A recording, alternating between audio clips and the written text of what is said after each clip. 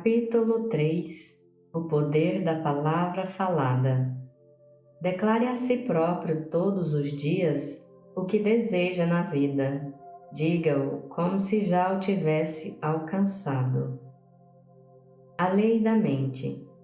Existe a lei da gravidade e muitas outras leis da física, como por exemplo a eletricidade, coisas que eu não entendo de todo. Existem também leis da espiritualidade, designadamente a lei da causa e do efeito. Aquilo que damos volta sempre a nós. A mente também tem a sua lei. Ignoro como funciona, da mesma maneira que não sei como funciona a eletricidade. Só sei que quando ligo o interruptor, a luz se acende. Acredito que quando temos um pensamento ou quando proferimos uma palavra ou uma frase, de algum modo a lei da mente faz com que isso seja refletido de volta em termos de uma experiência. Estamos a dar agora os primeiros passos na descoberta da correlação entre o mental e o físico. Estamos a começar a entender os processos de funcionamento da mente e a criatividade dos nossos pensamentos. Os pensamentos atravessam a nossa mente a uma velocidade estonteante, pelo que a princípio torna-se difícil moldá-los. No entanto, a boca é mais lenta. Assim, se começarmos a editar o nosso discurso, tomando mais atenção ao que sai da boca para fora e não permitirmos que saiam afirmações negativas, então torna-se possível começar a moldar os pensamentos. A palavra falada tem um poder enorme e a maior parte das pessoas não faz sequer ideia da sua importância. Vamos olhar para as palavras como os alicerces de tudo que continuamente criamos nas nossas vidas. Usamos palavras o tempo inteiro, mas muitas vezes as coisas são ditas sem pensarmos sequer no que estamos a dizer verdadeiramente e no momento como estamos a dizer. Prestamos muito pouca atenção à escolha das palavras. Na realidade, a grande maioria fala na negativa. Quando crianças, ensinaram-nos a gramática. Fomos instruídos a escolher as palavras de acordo com as regras gramaticais. Contudo, sempre achei que as regras gramaticais mudam constantemente e aquilo que um dia estava errado, no outro já está certo. O que antigamente era calão, hoje faz parte da linguagem corrente. Apesar disso, a gramática não toma em consideração os significados das palavras e o modo como afetam as nossas vidas. Na escola também ninguém me ensinou que a minha escolha das palavras tinha alguma coisa a ver com as minhas experiências futuras ao longo da vida. Ninguém me disse que os meus pensamentos tinham um potencial criador, nem que podiam literalmente moldar a minha vida. Nunca ninguém me esclareceu que as palavras que saíssem da minha boca ser-me-iam devolvidas como experiência. O objetivo da regra de ouro era revelar-nos uma lei básica na vida. Não faças aos outros o que não queres que façam a ti. Aquilo que damos retorna sempre a nós. Nunca foi suposto que isto provocasse culpabilidade. Ninguém me disse que eu era merecedora de amor e que merecia o bem. Também nunca me ensinaram que a vida estava aqui dentro para me apoiar. Lembro-me, em criança, de às vezes insultarmos-nos com crueldade e tentarmos diminuir-nos uns aos outros. Qual a razão? Onde é que aprendemos esses comportamentos? Olhem para o que nos ensinaram. Muitos de nós fomos repetidamente insultados pelos pais, que éramos estúpidos ou patetas ou preguiçosos, que éramos uns maçadores ou que não prestávamos. Alguns até ouviram os pais dizer que desejavam que nunca tivéssemos nascido. Talvez ficássemos todos arrepiados ao ouvirmos essas palavras, mas o certo é que não fazíamos a menor ideia de quão profundamente essa ferida e a dor ficariam cravadas em nós. A mudança do nosso diálogo interior. Para sermos amados com demasiada frequência, aceitamos as ordens que os nossos pais nos davam como: come os espinafres, arruma o teu quarto, faz a tua cama. Achávamos que só seríamos aceitos se fizéssemos determinadas coisas, que a aceitação e o amor eram condicionais. Todavia, essa era a ideia de outra pessoa sobre o que valia a pena e não tinha nada a ver com o valor profundo do nosso eu interior.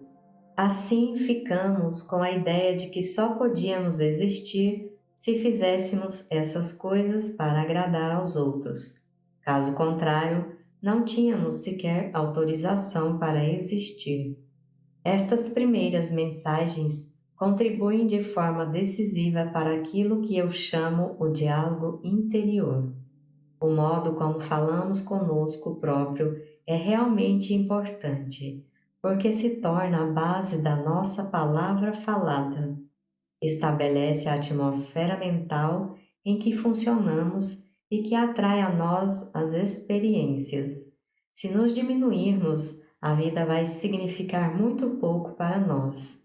Se amarmos e tivermos apreciação por nós próprios, então a vida poderá ser uma maravilhosa dádiva de alegria. Se a nossa vida não é feliz ou se não nos sentimos preenchidos, é fácil atirarmos com as culpas aos nossos pais ou a eles e dizer que é tudo por culpa deles. Se o fizermos, ficamos agarrados a essas condições, aos problemas, às nossas frustrações. Palavras de recriminação nunca trouxeram liberdade. Lembre-se que as palavras têm poder. Volto a frisar, o nosso poder vem do assumir a responsabilidade pelas nossas vidas. Sermos responsáveis pelas nossas vidas pode parecer assustador, mas a realidade é que o somos mesmo, quer o aceitemos ou não. Se quisermos assumir essa responsabilidade, então também temos de ser responsáveis pelo que dizemos. As palavras e as frases que proferimos são meras extensões do nosso pensamento. Comece a ouvir o que diz. Se der por si a utilizar palavras negativas ou limitativas, mude as palavras. Quando ouço uma história negativa, não saio a correr para contar a toda a gente. Penso que já foi longe demais e deixo-a ir. No entanto, se me contarem uma história positiva, aí sim vou contá-la a todos. Quando sair com outras pessoas, comece a prestar atenção ao que dizem e a como o dizem. Repare se consegue fazer a ligação entre o que estão a dizer e o modo como estão a viver a vida. Muitas pessoas vivem as suas vidas baseadas no devia. O meu ouvido está afinadíssimo para a palavra devia. É frequente ouvir pessoas usar uma dúzia de devias num só parágrafo. Essas pessoas interrogam-se por que é que as suas vidas são tão rígidas e por que é tão difícil saírem de uma situação. Querem controlar coisas que não podem controlar. Normalmente, ou fazem mal a elas mesmas, ou então estão a fazer mal a outra pessoa. Depois querem saber por que razão não vivem vidas mais livres. A expressão tenho que também pode ser retirada do nosso vocabulário e do nosso pensamento. Quando a utilizamos, estamos a impor a nós próprios uma imensa pressão. Quando dizemos tenho que ir trabalhar, tenho que fazer isto, tenho que fazer aquilo. A pressão que criamos é enorme. Em alternativa, vamos passar a dizer escolho. Escolho ir trabalhar agora para poder pagar a renda. A palavra escolho confere toda uma nova perspectiva às nossas vidas. Tudo o que fazemos é por opção, mesmo que não pareça. Outra palavra que utilizamos imenso é o mas. Fazemos uma afirmação qualquer e depois lá vem o mas, que nos aponta logo em dois sentidos diferentes. Transmitimos mensagens contraditórias a nós próprios. Da próxima vez que falar, repare como utiliza a palavra mas. A expressão não te esqueças é outra das quais em que temos de reparar. Estamos de tal forma habituados a dizer não te esqueças disto, não te esqueças daquilo, que acabamos mesmo por nos esquecer. Queríamos lembrar-nos e, em vez disso, esquecemos-nos. Será mais indicado começarmos a dizer, por favor, lembra-te em vez de não te esqueças. Quando acorda de manhã, amaldiçoa o fato de ter ir para o trabalho? Queixa-se do tempo que faz? Resmunga que lhe doem as costas ou a cabeça? Qual é a segunda e a terceira coisa que pensa ou que diz? Costuma gritar aos seus filhos para que se levantem? A maior parte das pessoas diz mais ou menos as mesmas coisas todas as manhãs. Como é que as palavras começam o seu dia? É positivo, bem disposto, maravilhoso? Ou é uma lamúria, uma reprovação? Se começar logo com a resmunguice, o queixume e a rabugice, saiba que está a preparar-se para um dos tais dias. Quais são os seus últimos pensamentos antes de ir para a cama? Serão pensamentos poderosos de cura ou pensamentos de preocupação com a pobreza? Com pensamentos de pobreza, não me refiro apenas à falta de dinheiro.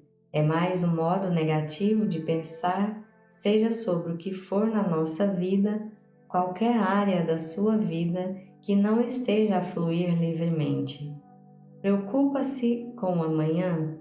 Normalmente, leio sempre uma coisa positiva antes de adormecer. Para mim, é claro que, enquanto durmo, processa-se uma enorme limpeza que me prepara para o dia seguinte. Ajuda-me sempre imenso a entregar aos meus sonhos quaisquer problemas ou interrogações que eu tenha. Sei que os meus sonhos me vão ajudar a resolver seja o que for que esteja a acontecer na minha vida. Tal como todos nós, sou a única pessoa que pode pensar através da minha mente.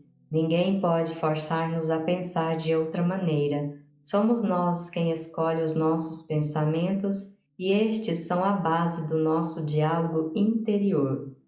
Conforme ia experimentando na minha vida os resultados deste processo, comecei a viver mais o que ensinava aos meus alunos. Estava atenta aos meus pensamentos e palavras e perdoava-me constantemente pelo fato de não ser perfeita.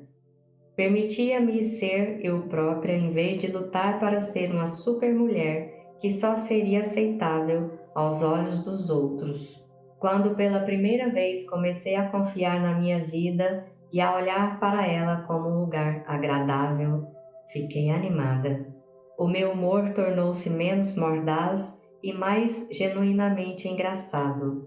Esforcei-me para me libertar do criticismo e do julgamento que fazia de mim própria e dos outros, e deixei de contar histórias de desastres. Somos tão rápidos a espalhar más notícias, é espantoso. Deixei de ler o jornal e desisti de ver o telejornal da noite porque as notícias eram essencialmente desastres e violência, e poucas ou quase nenhumas boas notícias. Entendi que as pessoas não querem ouvir boas notícias. Adoram ouvir más notícias para terem qualquer coisa de que se queixar. Quantas pessoas não pisam e repisam as histórias negativas a ponto de acreditarem que só existe maldade no mundo? Durante algum tempo houve uma estação de rádio que só passava boas notícias. É claro que faliu. Quando tive o cancro, decidi não participar mais em mexericos. Fiquei surpreendida quando me apercebi de que não tinha nada para dizer às pessoas. De repente, fiquei consciente que quando encontrava uma amiga, a primeira coisa que fazíamos era pôr a escrita em dia. Ao fim de algum tempo, descobri que há maneiras diferentes de falar, mas este não foi um daqueles hábitos fáceis de quebrar. Fosse como fosse, se eu me sentia na bisbilhotice sobre as outras pessoas, era natural que também houvesse mexericos a meu respeito, porque no fim tudo o que damos retorna a nós. À medida que trabalhava mais e mais com as pessoas, comecei a escutar o que elas diziam, comecei a ouvir as palavras, não apenas o sentido geral. Normalmente, com novos clientes, passados 10 minutos, já podia explicar a causa do seu problema. Bastava-me reparar nas palavras que usavam. Conseguia compreendê-los através do modo como falavam. Eu sabia que as palavras que usavam contribuíam para os meus problemas. Quando uma pessoa se expressa negativamente, consegue imaginar como será o seu diálogo interior. Era de certeza programação negativa, pensamento de pobreza, como eu lhe chamava. Um pequeno exercício que sugiro que faça é colocar um gravador junto ao telefone e gravar a conversa cada vez que faz ou recebe uma chamada. Quando a cassete estiver cheia dos dois lados, ouça com atenção o que tem andado a dizer e o modo como diz. Se calhar, vai ficar espantado. Vai reparar nas palavras que usa e na inflexão da sua voz. Vai começar a conscientizar-se. Se disser alguma coisa mais do que 3 vezes, tome nota porque se trata de um padrão. Alguns padrões podem ser positivos e de apoio, mas também pode ter padrões muito negativos que ande a repetir constantemente. O poder da mente subconsciente. Na perspectiva do que tenho vindo a expressar, pretendo analisar o poder das nossas mentes subconscientes. A mente subconsciente não emite julgamentos. Ela aceita tudo o que dizemos e cria de acordo com as nossas convicções. Diz sempre que sim. As nossas mentes subconscientes amam-nos tanto que nos dão aquilo que reclamamos. No entanto, temos opção. Se escolhermos as convicções e os conceitos da pobreza, fica assumindo que é isso que queremos. Vamos continuar a receber isso até estarmos dispostos a mudar para melhor os nossos pensamentos, palavras e convicções. Nunca estamos presos porque podemos sempre escolher outra vez. Há bilhões e bilhões de pensamentos para escolher. As nossas mentes subconscientes não distinguem o verdadeiro do falso, ou o certo do errado. Nós não queremos censurar-nos a nós próprios. Não queremos dizer coisas do gênero: que estúpido que eu sou, porque a mente subconsciente vai apanhar este diálogo interior e, passado um bocado, é assim mesmo que nós nos vamos sentir.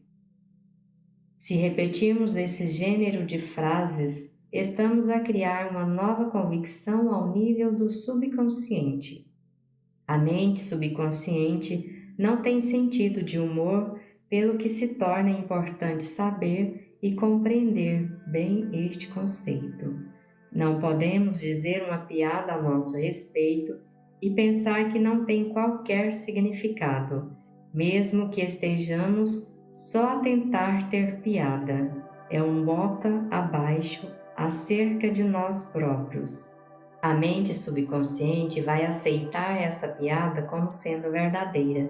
Nos meus seminários, não são permitidas piadas depreciativas. Podem ser piadas grosseiras, mas nada de depreciações de nacionalidades, de sexo ou seja do que for. Por isso, não faça esse tipo de humor consigo ou observações depreciativas a seu respeito, porque o efeito não vai ser bom. Também não diminua os outros. A mente subconsciente não nos distingue uns aos outros. Ouve as palavras e crê que estamos a falar de nós próprios. Da próxima vez que sentir vontade de criticar alguém, pergunte por que razão sente isso por si mesmo. Só vemos nos outros aquilo que vemos em nós próprios. Em vez de criticar os outros, faça-lhes elogios. No prazo de um mês, notará grandes diferenças em si. As nossas palavras são, na verdade, uma questão de abordagem e de atitude. Repare como falam as pessoas sós, infelizes, pobres e doentes. Que palavras usam? Que verdade assumiram para si próprias? Como é que se descrevem? Como descrevem o seu trabalho, as suas vidas, as suas relações? Quais são as suas expectativas? Aprenda as suas palavras, mas atenção, não desate para aí a dizer a toda a gente que eles estão a dar cabo das suas vidas pela maneira como falam. Não faça isso com a sua família, nem com os amigos, porque essa informação não vai ser apreciada.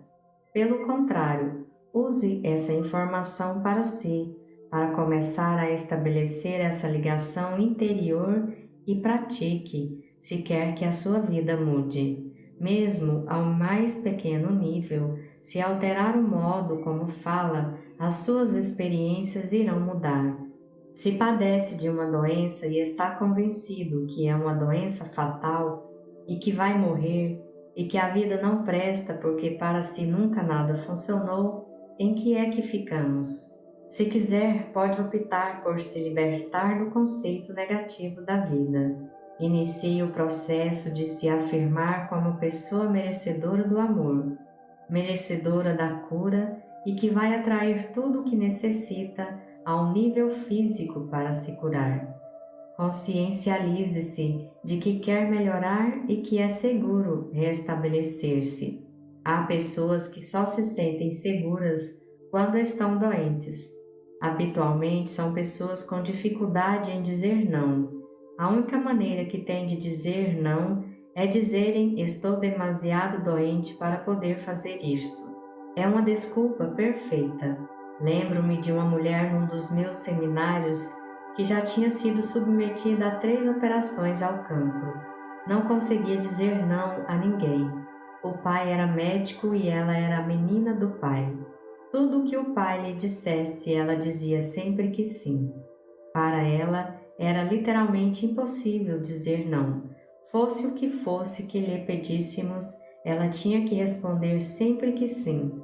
Foram 4 dias de trabalho intenso para conseguir pô-la a gritar a plenos pulmões não. Consegui pô-la a gesticular com os braços e a dizer não, não, não. Depois de ultrapassada a barreira, adorava. Já reparei que muitas mulheres com cancro da mama não sabem dizer não. Acalentam todas as pessoas menos a elas próprias. As mulheres com cancro da mama, uma das coisas que eu aconselho é aprenderem a dizer não. Não quero fazer isto. Não. Passamos 2 ou 3 meses a dizerem não a tudo que não querem. As coisas começam a mudar. É preciso alimentar este processo afirmando isto é o que eu quero fazer, não o que tu queres que eu faça. Os meus clientes nas sessões privadas frisavam sempre as suas limitações e queriam sempre esclarecer comigo a razão por que ficavam emperrados. Se acreditarmos que estamos emperrados e aceitarmos o fato, então não saímos dali. Ficamos presos porque estamos cheios de sentimentos negativos. O fundamental é focarmos nas nossas forças. Imensas pessoas dizem-me que as minhas cassetes salvaram-lhes a vida. É bom que se perceba que não há livro nenhum ou cassete que nos salve a vida. Um bocadinho de fita numa caixa de plástico não salva ninguém. O importante é o que nós fazemos com a informação. Eu posso dar inúmeras ideias, no entanto, o que conta é o que cada um faz com essa informação. Sugiro que ouça uma cassete para frente e para trás durante mais ou menos um mês, até as ideias aí expressas se tornarem um novo hábito padrão. Eu não sou a curadora ou a salvadora. Cada um de nós é a única pessoa que pode mudar a nossa vida. Afinal, quais são as mensagens que quer escutar? Sei que repito isto constantemente. Amar a si próprio é o mais importante de tudo, porque quando se ama, não se magoa nem magoa o próximo. Trata-se da receita para a paz mundial. Se não me magoar e não magoar ninguém, onde é que há espaço para a guerra? Quanto mais pessoas viverem esta verdade, melhor será para o planeta. Vamos conscientizar-nos do que se está a passar, escutando as palavras que dirigimos a nós próprios e aos outros. A partir daí, podemos introduzir as mudanças que nos irão curar, tal como ao resto do planeta.